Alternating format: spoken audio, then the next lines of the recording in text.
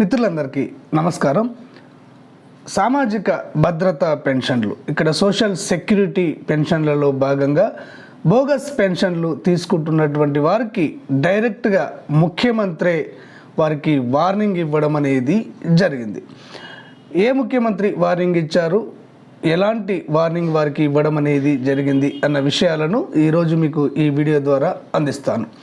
ఆంధ్రప్రదేశ్ రాష్ట్రంలో social security పెన్షన్లలో భాగంగా ఎన్టీఆర్ భరోసా పెన్షన్ల పథకంలో ఇక్కడ వృద్ధులకు, వితంతువులకు, ఒంటరి మహిళలకు 4,000 రూపాయల పెన్షన్ను, వికలాంగులకు 6,000 రూపాయల పెన్షన్ను, ఇక్కడ వివిధ వ్యాధులతో బాధపడేటువంటి వారికి 10,000 రూపాయల పెన్షన్ను, పూర్తి స్థాయి వైకల్యం కలిగినటువంటి వారికి మరియు ఇక్కడ మంచానికే పరిమితమయ్యి వీల్ చైర్లో లేవలేనటువంటి వారికి నెలకు 15,000 రూపాయలను ఆ రాష్ట్ర ప్రభుత్వం అందిస్తుంది.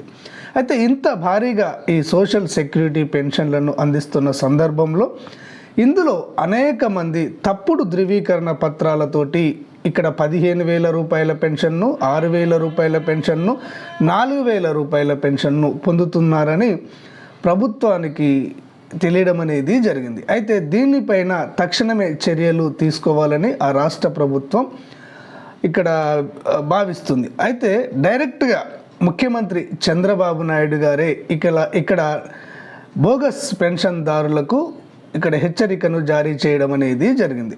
ఇక్కడ వికలాంగుల కేటగిరీలో ఇక్కడ నకిలీ వికలాంగుల ధృవీకరణ పత్రాన్ని తీసుకొని 6,000 రూపాయలు పెన్షన్ పొందుతున్నటువంటి వారికి, అదేవిధంగా 15,000 రూపాయల పెన్షన్ పొందుతున్నటువంటి వారికి ముఖ్యమంత్రి గారు హెచ్చరికను జారీ చేయడం అనేది జరిగింది.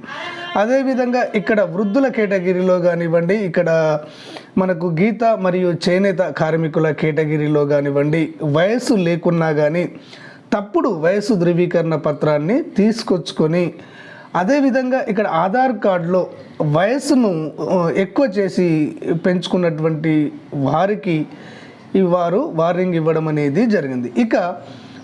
ఇక్కడ మనకు వితంతు కేటగిరీలో మరియు ఒంటరి మహిళల కేటగిరీలో కూడా ఈ నకిలీలు ఉన్నారు అని, బోగస్ పెన్షన్దారులు ఉన్నారని వారి ప్రభుత్వం దృష్టికి రావడం అనేది జరిగింది.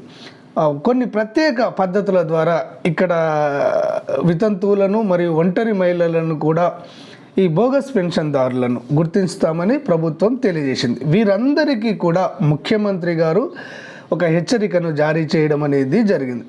ఈ బోగస్ పెన్షన్దారులు ఎవరైతే ఉన్నారో, నకిలీ సర్టిఫికెట్లు పెట్టి ఈ పెన్షన్ పొందుతున్నటువంటి వారు ఎవరైతే ఉన్నారో వారు తమకు తాముగా ఈ పెన్షన్లను వదులుకోవాలని ముఖ్యమంత్రి గారు వారికి వార్నింగ్ ఇవ్వడం అనేది జరిగింది.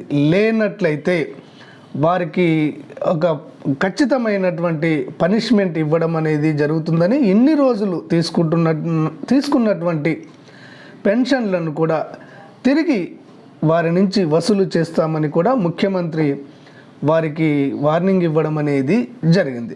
ఇదే సందర్భంలో ఇక్కడ పేదలైనటువంటి ప్రతి ఒక్కరికి కూడా ఈ ఎన్టీఆర్ భరోసా పెన్షన్ల పథకంలో పెన్షన్ను అందిస్తామని కూడా వారు తెలియజేశారు.